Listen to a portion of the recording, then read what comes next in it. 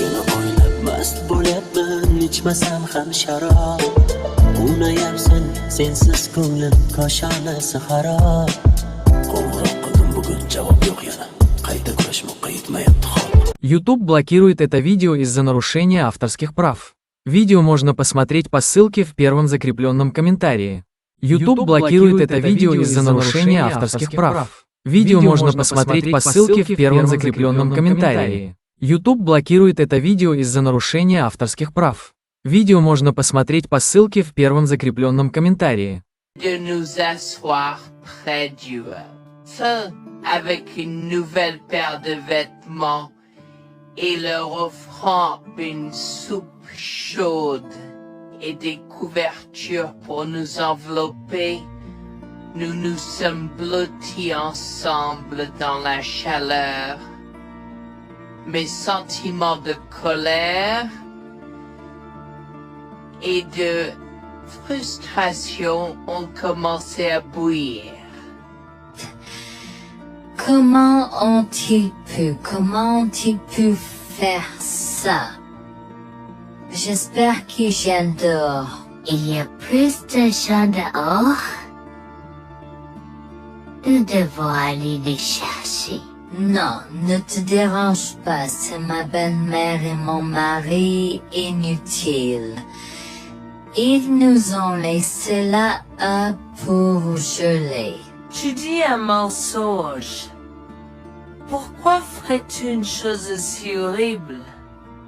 Je savais que Becky était toujours comme ça, mais Lucia, pas moyen qu'il nous ferait ça. Attends une seconde. Becky, ce nom me dit quelque chose. Est-ce cette dame avec une fine silhouette, les lèvres pincées et sérieuses tout le temps? Porte-t-elle des lunettes pourpres et une taupe sur l'aide sa lèvre spéa?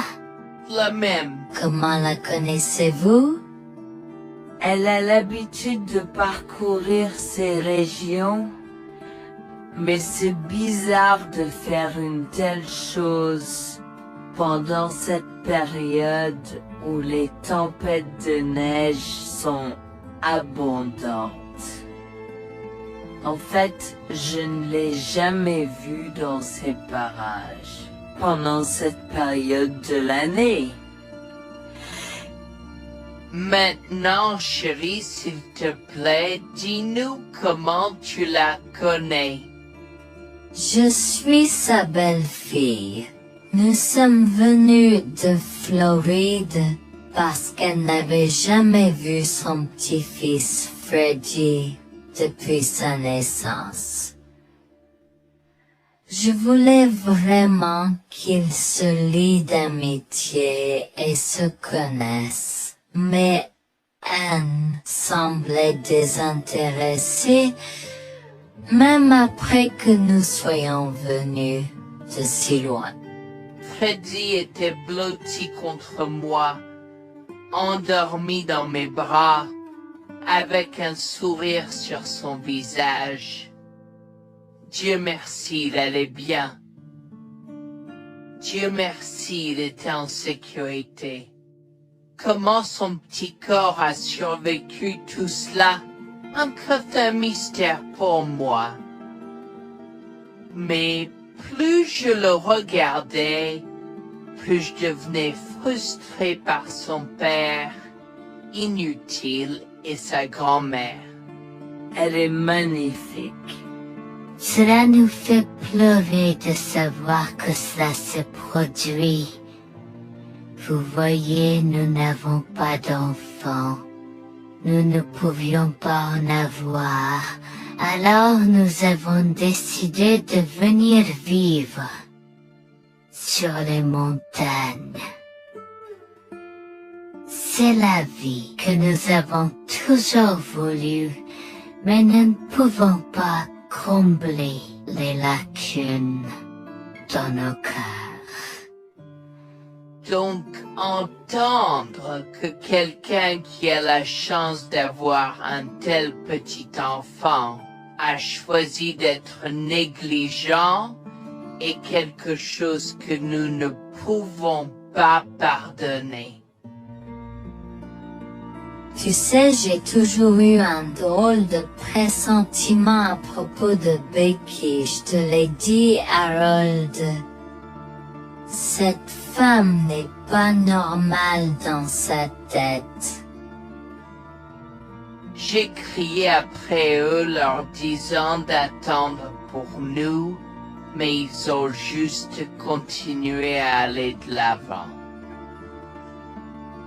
Ils m'entendaient, mais ils choisissaient de ne pas m'écouter. Pourquoi aurait-il fait ça? Parfois, nous ne savons pas pourquoi les gens font les mauvaises choses qu'ils font. Tout ce que nous pouvons faire, c'est faire de notre mieux.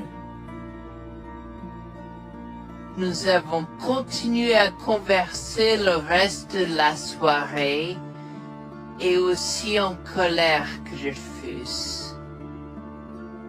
Avec le stade où je m'ai fait cheveux merger parce que je savais que Lucien et moi étions exécurés de lui. Le matin est venu et il semblait que la tempête de neige se soit calmée.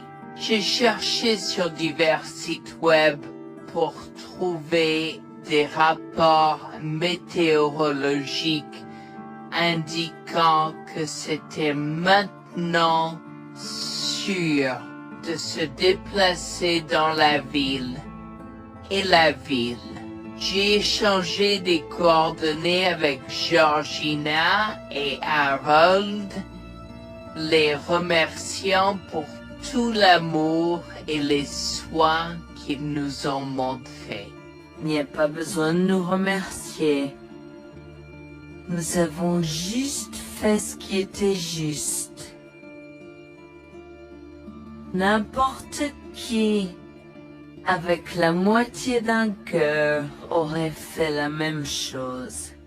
S'il vous plaît, laissez-moi vous raccompagner chez vous. Harold et Georgina nous ont accompagnés à la résidence et, oh mon Dieu, nous avons trouvé Lucien et Rebecca assis confortablement sur le porche avant, comme si Freddy et moi étions sur le point de mourir la veille.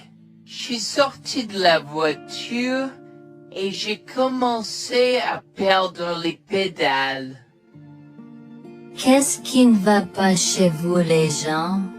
Comment pouvez-vous nous laisser là? Tu nous ralentissais et nous voulions voir la cascade gelée. Est-ce que tu plaisantes? Freddy aurait pu mourir la nuit dernière. Tu t'en fous, vous, Lucien? Pour être juste, tu aurais pu simplement rester à la maison si tu n'étais vraiment pas prêt pour cette aventure. Je jure devant Dieu, à ce moment-là, ma vision est devenue rouge. J'étais prêt à attaquer, à donner des coups de pied, à crier et à hurler pour que le monde entier entende à quel point ces gens étaient horribles. Non seulement ils nous ont laissés là, mais ils semblaient ne pas se soucier de ce qu'ils avaient fait. C'était presque comme s'ils essayaient de nous tuer. Avant que je ne puisse lancer une série d'actions et de mots qui ne pourraient pas être repris, Harold m'a retenu, me disant de me calmer, car Freddy était toujours dans la voiture avec Georgina. En assistant à toute cette scène, il m'a fallu un moment pour me calmer. Mais même si j'avais calmé, j'étais toujours agressif et argumentatif. Vous nous avez laissés là. Nous aurions pu mourir, Lucien. Tu t'en fous de ça? Tu t'en fous que ta mère ait essayé de nous tuer? Ne sois pas dramatique, Noémie. Elle n'essayait pas de faire ça. Regarde, la raison pour laquelle nous ne sommes pas revenus te chercher est parce que nous savions que tu trouverais de l'aide et un abri. Je veux dire, tu as toi-même indiqué cette cabane, n'est-ce pas? Il semble que tu aies obtenu l'aide dont tu avais besoin. Pas grâce à toi ou à ta mère. Je n'arrive pas à croire ce que j'entends en ce moment. Assez, tout le monde. Ne me donne pas mal à la tête. Comment peux-tu être si froid et sans cœur envers ta femme? J'ai la moitié d'une idée de venir te frapper. Essaie, vieil homme. Je te mets au défi. Écoute, Noémie. Je suis désolée que tu n'aies pas pu gérer un peu le mauvais temps, mais je jure qu'il n'y avait aucune mauvaise intention de ma part. Écoute, Noémie, je suis désolée que je n'ai pas pu gérer un peu le mauvais temps, mais je jure qu'il n'y avait aucune mauvaise intention de ma part. Oh oui. Pourquoi diable irais-tu faire de la randonnée à cette période de l'année? Nous ne te voyons jamais pendant cette période, alors quoi maintenant? Pourquoi maintenant quand tu as un enfant qui ne voulait que se connecter avec toi? Quelqu'un pourrait argumenter que ce niveau de négligence grossière était intentionnel, Becky. Tu es une personne malade et pathétique. Cela a semblé faire fondre l'extérieur froid et dur de Becky, qui avait l'air douloureuse, du moins pendant un instant, avant de revenir à son extérieur de méchante sorcière de l'Ouest. Je ne sais pas ce que tu essaies d'insinuer, mais si tu cherches une bataille, je peux t'assurer que tu la perdras. Tu oublies que je suis une femme riche. J'ai accès au meilleur. Voyons comment ton petit argument va se passer en cours, vieil homme. Vous êtes pas là avec votre malade joueuse. Je souhaite que vous restiez fiers. Tu sais quoi, Noémie? Je m'en fiche maintenant. Je n'ai plus besoin de faire semblant devant toi. Et tout le monde. Alors, laisse-moi te dire les choses clairement pour que tout le monde puisse entendre. Je m'en fiche de toi et de ce bébé. Honnêtement, je souhaite que vous soyez tous les deux morts hier. Au moins, vous auriez arrêté de me déranger avec vos tentatives pour rencontrer ce bébé. Est-ce que je parais en avoir quelque chose à faire? J'ai fait mon geste vers elle comme si mon corps avait une volonté propre. Je me suis approché d'elle et l'ai giflée. J'ai continué à la gifler et à donner des coups de pied aussi fort que possible jusqu'à ce que Jack et Harold me déchirent. Tu m'instaurais. Comment osais-je? Comment osez-vous vous asseoir là et défendre cette sorcière? Elle l'avait mérité. Toi, je vais te poursuivre en justice. Comment oses-tu me mettre les mains dessus? Elle ne voulait évidemment pas cela. Regardez, il semble que les tensions soient élevées en ce moment. Pourquoi ne pas tous prendre une grande respiration? Entrons et réglons cela. Vous êtes un homme faible et pathétique, et j'espère que vous passerez le reste de votre vie à expier ce que vous avez fait à votre fils.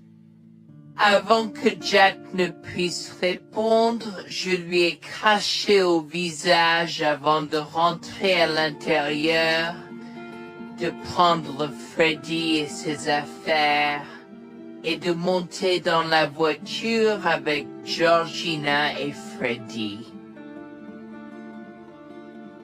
Maman, j'ai peur. Que se passe-t-il? Pourquoi tu combattu, grand-mère? Chérie, je suis vraiment désolée que tu aies dû voir ça.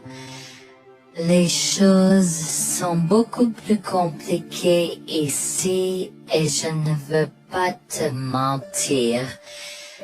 Mais je crains que tu ne sois un peu trop jeune pour comprendre. Mais pour l'instant, je suis désolée de devoir te dire que pour l'instant, il semble que grand-mère et papa ne veulent pas de nous ici. Nous ne pouvons pas être ici parce que papa et grand-mère ne sont pas très gentils et je ne veux pas que tu sois autour de personnes qui ne sont pas gentilles. Mais Georgina et Harold sont gentils, n'est-ce pas? Oui, j'aime Georgina et Harold. Harold et Georgina peuvent-ils être mes grands-parents? Oh mon Dieu, mon petit enfant, tu me fais pleurer. Bien sûr, je peux être ta grand-mère. Oh mon Dieu, mon petit enfant, tu me fais pleurer. Bien sûr, je peux être ta grand-mère. Je serai toujours ton ami et je te promets de prendre soin de toi si tu as besoin de moi. Harold a pris la voiture et nous a emmenés à un hôtel où nous avons pu nous reposer et nous remettre de nos émotions, mais malheureusement tout l'événement était un peu trop difficile à gérer.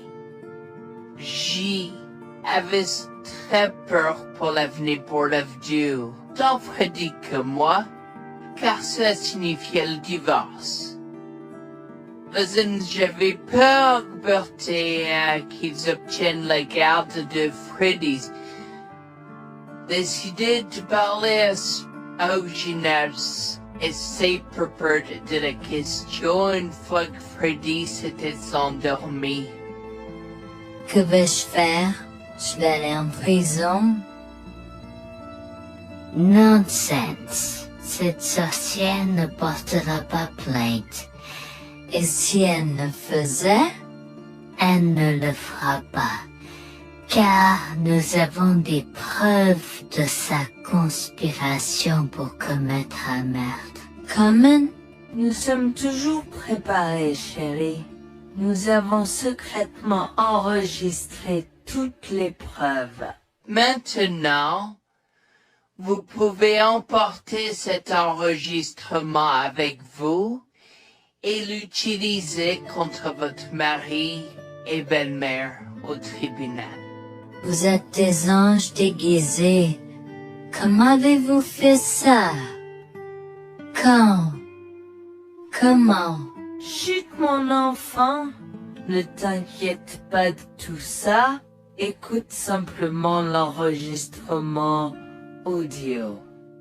Nous avons écouté et effectivement toutes les preuves avaient été enregistrées, y compris la partie où j'ai attaqué physiquement sa mère.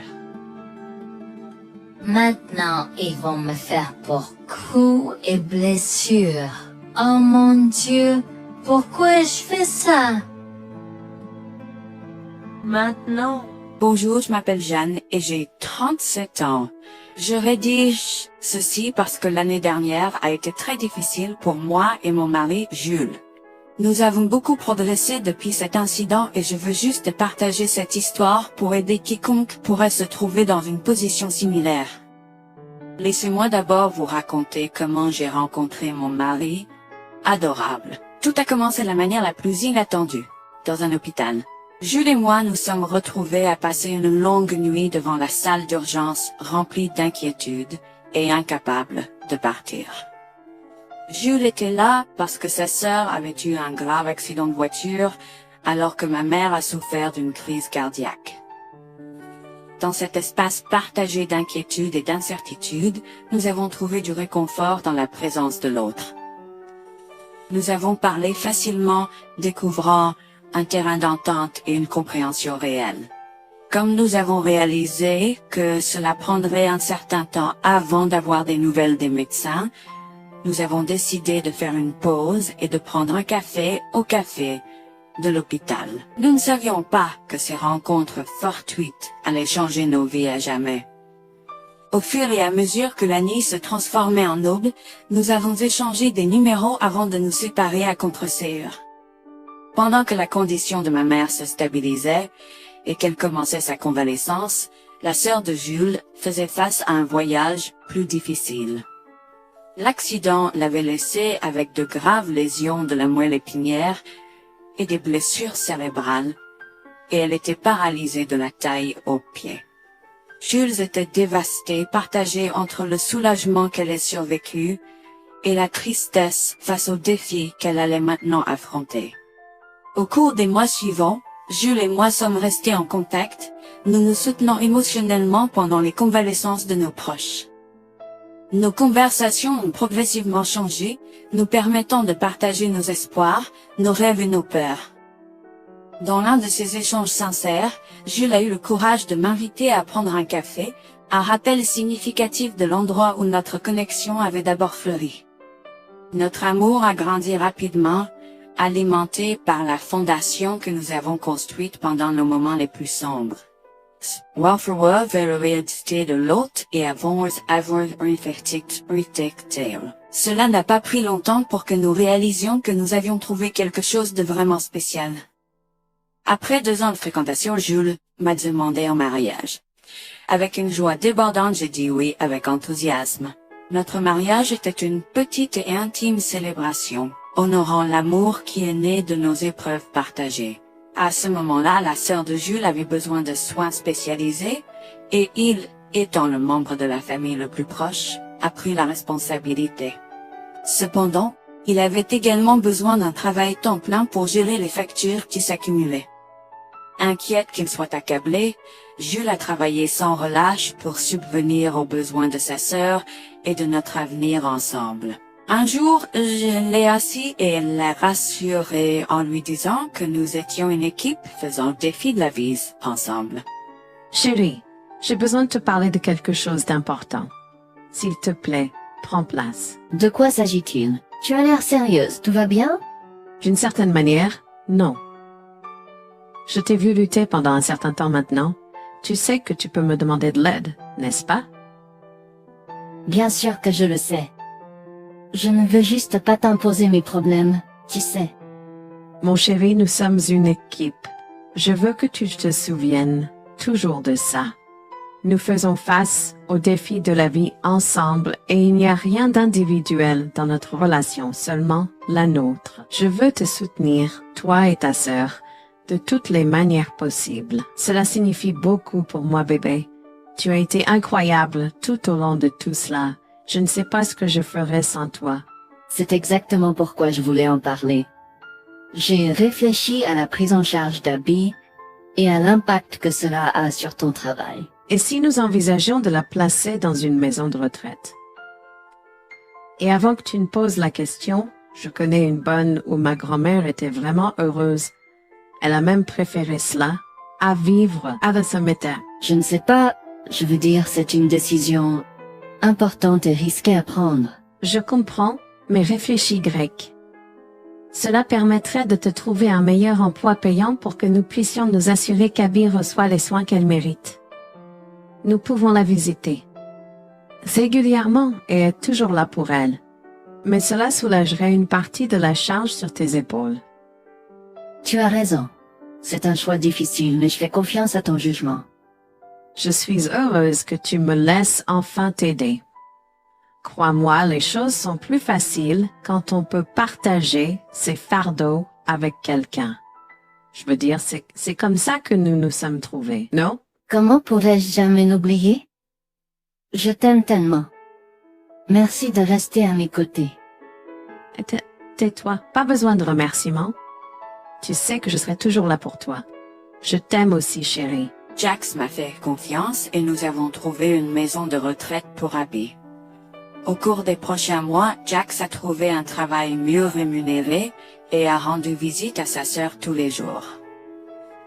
Le rétablissement d'Abby a progressé de manière surprenante bien qu'elle soit paralysée. Elle a commencé à se déplacer dans la maison de retraite dans son fauteuil roulant, déterminée à explorer. La maison de retraite permettait aux résidents de sortir avec des membres de leur famille enregistrés, alors je lui ai envoyé une allocation mensuelle pour l'aider à s'amuser. La mère de Jax, Grégoire, a entendu parler de son dévouement au bien-être d'Abby et des efforts qu'il a déployés pour s'occuper d'elle. Grégoire est venu à notre domicile, les larmes aux yeux, pour exprimer à quel point il était fier de son fils, Orap. Mère, pourquoi pleures-tu? Qu'est-ce qui ne va pas? Je veux juste que tu saches à quel point je suis fier de toi, Jules. Tu as montré une telle force et compassion en prenant soin d'Abby. Je ne pourrais pas être plus fier d'avoir élevé un fils aussi merveilleux. Eh bien, merci, mère. Je fais juste ce que je peux pour Abby. C'est pas facile, mais je l'aime et je veux m'assurer qu'elle va bien. Tu as fait plus que suffisamment, mon chéri. Je ne veux pas que tu portes ce fardeau seul. Je veux prendre le relais et rendre visite à Abby plus fréquemment. Tu dois te concentrer sur ton travail et ta propre vie. Abby sera bien prise en charge.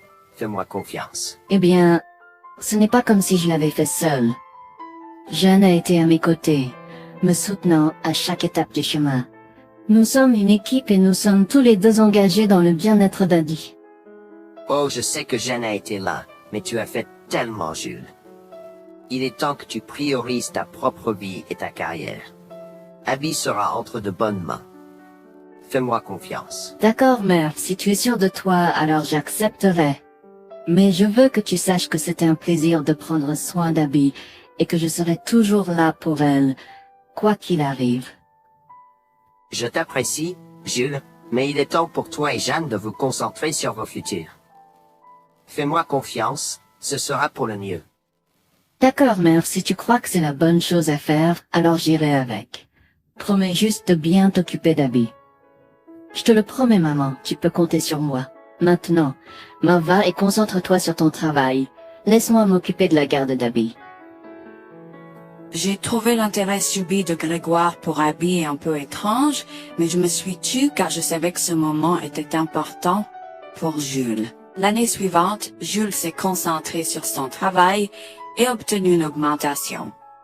J'ai également obtenu une augmentation, ce qui nous a permis d'augmenter l'allocation mensuelle de base d'Abby. Grégoire a tenu sa promesse, mais il y avait un piège. Il a toujours insisté pour que nous restions occupés par le travail et nous a rappelé à quel point Abby était heureuse avec plus d'argent. Il nous a grondé si nous voulions la visiter et a prétendu qu'il savait ce qui était le mieux pour elle. Grégoire nous a fait appeler avant de rendre visite à Abby, donc il a contrôlé notre accès à elle. En conséquence, nous l'avons vue de moins en moins, mais nous avons continué à lui envoyer l'allocation chaque mois. Je me sentais mal à l'aise par la situation. L'attitude possessive et le comportement contrôlant soudain de Grégoire m'inquiétaient. Il semblait toujours avoir des excuses lorsque Jules avait besoin d'aide avec Abby dans le passé. Cependant, je n'ai rien dit car je savais à quel point Abby était importante pour Jules. Malgré les défis, Jules et moi sommes restés engagés à soutenir Abby. Nous avons tenu notre promesse de fournir une assistance financière, même si nous ne pouvions pas être avec elle autant. Nous avons cru qu'Abby méritait les meilleurs soins. Même si nous ne pouvions pas être avec elle autant, nous avons cru qu'Abby méritait les meilleurs soins et le bonheur, et nous voulions qu'elle ait les moyens de profiter de la vie à fond. Un jour, Jules était un peu trop submergé par le manque d'Abby. Nous nous étions tous les deux beaucoup impliqués dans le travail et n'avions pas eu le temps de lui rendre visite. Nous avons décidé de lui rendre visite sur un coup de tête. Nous ne l'avons pas dit à Grégoire car nous ne voulions pas entendre ses remontrances ou ses réprimandes. Avant d'arriver à la maison de retraite, Jules et moi nous sommes arrêtés au supermarché pour acheter à Abby toutes ses collations préférées. Nous étions tous les deux très excités de la voir et de passer du temps de qualité avec elle. J'ai même apporté ma Nintendo Switch pour qu'elle puisse y jouer. Nous sommes entrés et avons immédiatement commencé à chercher Abby, mais nous ne pouvions pas la voir nulle part. Je pensais qu'elle était probablement partie pour un rendez-vous chez le médecin ou qu'elle était probablement dans le jardin. Nous avons trouvé l'infirmière d'Abby, Mme Smith. Elle nous a regardés avec confusion. « Excusez-moi, pourriez-vous nous dire où est Abby? Nous la cherchons. » Charlie, ne savez-vous pas ce qui s'est passé? Non, nous n'en savons rien. S'il vous plaît, dites-le nous. Que s'est-il passé? Est-ce que Abby va bien?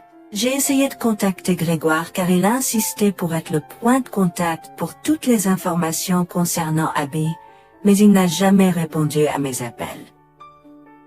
S'il vous plaît, dites-nous simplement ce qui s'est passé. Est-ce que Abby va bien? Je suis vraiment désolée de vous apprendre cette nouvelle.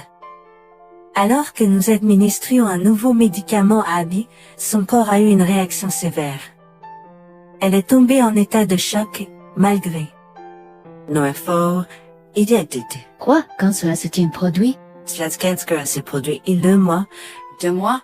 Comment cela est-il possible? Pourquoi n'avons-nous pas été informés? Je m'excuse pour cette omission. Nous essayons de joindre Grégoire comme il l'avait demandé, mais il semble qu'il n'a jamais reçu nos appels. C'est incroyable. Nous aurions dû être au courant, nous aurions dû appeler Abby. Merci de nous l'avoir dit, Manager Smith. Nous aurons besoin de temps pour traiter cela. Pouvez-vous nous laisser un peu d'intimité? Bien sûr, prenez tout le temps dont vous avez besoin. Je serai là si vous avez des questions ou si vous avez besoin d'aide. Je suis vraiment désolée pour votre perte. Je pouvais sentir le monde de Jules s'effondrer et le mien aussi. Bien que Abby ne soit pas ma propre sœur, je la traitais comme telle. Je m'efforçais de la connaître. Au fil du temps, je suis absolument tombée amoureuse d'elle. Nous étions comme des sœurs. Abby a été si pleine de vie malgré sa situation. Jules était un désordre de larmes, pendant que je ne pouvais tout simplement pas me résoudre à pleurer. Je me sentais tellement engourdie. Je ne pouvais pas croire que Abby était partie. Je me sentais tellement coupable qu'elle ait souffert toute seule. Je me sentais tellement coupable de ne jamais avoir pris le temps de la rencontrer. Serait-ce différent si je l'avais visitée? Je savais que Jules se sentait de la même manière que moi. Je savais que nous ne pouvions pas continuer à rester là et à pleurer. Alors je l'ai guidé gentiment hors de l'installation. Le trajet de retour à la maison était silencieux, alors que le chagrin enveloppait nos âmes. Quand nous sommes arrivés à la maison, nous nous sommes tous les deux effondrés en pleurs dans les bras, un de l'autre. Nous avons pleuré et pleuré pendant ce qui semblait être des heures. Jules était furieux que nous n'ayons même pas pu dire au revoir à Abby.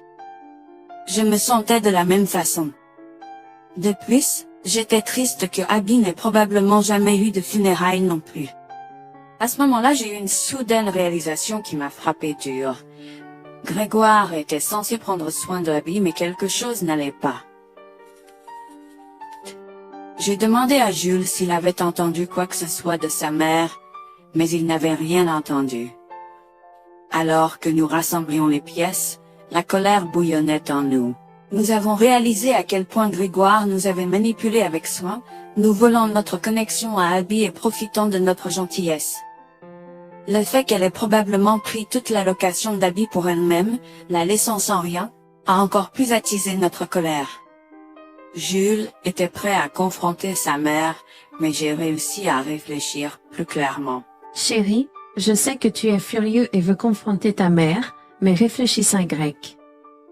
Je ne veux pas y réfléchir. Je veux lui demander pourquoi elle a fait ça. Qu'a-t-elle gagné à faire ça à Abby? Moi aussi, je veux savoir la même chose, mais tu sais qu'elle niera tout ce que nous disons ou trouvera un moyen de nous blâmer pour tout. Regarde, le jour où nous donnons habituellement l'allocation d'Abby approche bientôt. Que se passera-t-il si Grégoire se présente à notre porte en réclamant l'argent? Tu penses qu'elle oserait se montrer ici après tout ce qu'elle a fait? C'est possible, chérie. Si elle le fait, ce sera son aveu involontaire envers nous. Nous pourrons l'utiliser comme preuve. Oui, et puis, nous pourrons exposer ses méfaits maléfiques à tous. Exposer sa méchanceté devant tout le monde peut ne pas être la meilleure chose à faire pour l'instant. Réunissons des preuves et engageons une action en justice à la place. D'accord, tu as raison. Nous devons aborder cela de manière stratégique. Nous allons suivre ton plan et rassembler les preuves dont nous avons besoin. Il est temps que Grégoire fasse face aux conséquences de ses actes. Nous avons tous deux pris une semaine de congé. En retournant dans la maison de retraite, nous avons recueilli le certificat de décès d'Abby comme preuve. Nous avons également consulté un avocat pour porter plainte contre Grégoire pour avoir volé une personne handicapée. Comme je l'avais prévu, Grégoire est venu frapper à notre porte en réclamant l'allocation de sa fille. Où est l'allocation d'Abby? J'attends. Pourquoi devrions-nous envoyer l'argent d'Abby à toi, mère? Qu'as-tu fait pour elle? Qu'est-ce que j'ai fait? Tu veux dire ce que je n'ai pas fait pour cet enfant insolent? Attends une minute, Grégoire. Comment as-tu exactement pris soin d'Abby? Je lui achète toute la nourriture qu'elle veut, et je réponds à tous ses caprices. Je m'assure même qu'elle prend ses médicaments quand je la visite. C'est génial. Quand as-tu vu Abby pour la dernière fois? Je l'ai visitée hier. Je suis seulement ici parce qu'elle s'inquiète que tu ne lui aies pas envoyé son allocation. Comment oses-tu mentir à mon visage? Je ne mens pas. Qu'est-ce que tu veux dire? Comment oses-tu m'accuser de mentir? Tu es aussi ingrat qu'Abby. Sans hésiter, je tends à Grégoire le certificat de décès d'Abby, ma dégoût visible dans mes yeux, alors qu'elle le regarde avec stupeur. Grégoire a vacillé, tentant de s'excuser. Quoi? Non, ce n'est pas vrai. Ma petite fille. Je suis désolé, Jules. Je suis désolé. Enregistre tes excuses, mère. Tu n'as fait que l'insulter depuis que tu es arrivé. Tu es dégoûtante. Nous avons déjà engagé des poursuites judiciaires contre toi pour tes crimes. Nous avons des preuves de ta négligence. À bien, tribunal. S'il te plaît, Jules, ne fais pas ça. Je souffre autant que toi. S'il te plaît. Arrête. Quitte notre maison et ne nous adresse plus jamais la parole. Nous ne voulons plus rien avoir à faire avec toi. S'il te plaît, ne me conduis pas en justice. Je suis désolé. Il est trop tard pour les excuses. Tu as fait tes choix et tu devras maintenant assumer les conséquences de tes actes. Petit à petit, Jules et moi avons pris des précautions et enregistré notre conversation avec Grégoire. Cette preuve supplémentaire a joué en notre faveur et la Cour a statué que Grégoire devait nous rembourser, y compris les taux d'intérêt similaires à ceux pratiqués par les banques. Elle devra nous verser des mensualités pendant les prochaines années. Jules est allé plus loin et a partagé l'enregistrement avec le reste de sa famille élargie. Par conséquent, Grégoire a fait face à l'exclusion de sa propre famille. Jules et moi avons pleuré ensemble pendant longtemps. La douleur était profonde, mais lentement, nous avons commencé à guérir. Nous avons pris une décision ferme de couper tout contact avec Grégoire. Le seul rappel de son existence était les paiements mensuels. La décision ferme de couper tout contact avec Grégoire. Le seul rappel de son existence était les paiements mensuels qu'il faisait pour nous rembourser. Nous nous sommes concentrés sur notre guérison et sur la reconstruction de nos vies. Au final, la justice a prévalu et notre amour pour Abby est resté inébranlable. Nous avons honoré sa mémoire en chérissant le temps que nous avions passé avec elle et en montrant de l'amour et des soins aux autres dans le besoin. Notre